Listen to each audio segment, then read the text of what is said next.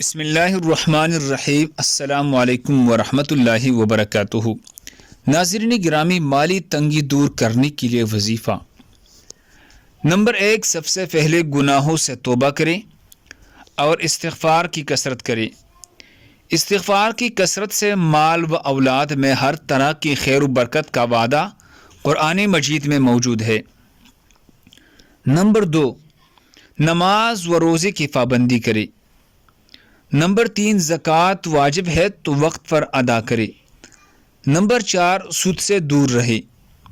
Number 5، روزانہ مغرب یا عشاء کے بعد سورہ واقعہ پڑھا کرے۔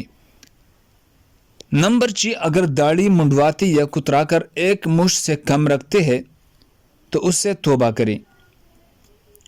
نمبر 7، درج ذیل اوراد میں سے جو پڑھ سکے پڑھے۔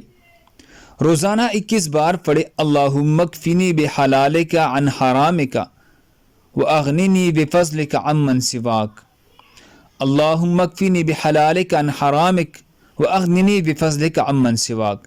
ہر نماز کے بعد یہ دعا پڑھے، اللہم انی اعوذ بک من الہم والحزن واعوذ بک من العجز والکسل واعوذ بک من غلبۃ الدین وقہر الرجال۔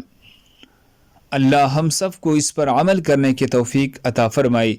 دوسری مسلمانوں کے فائدے کے لیے آگے ضرور شیئر کرے۔ جزاک اللہ خیر۔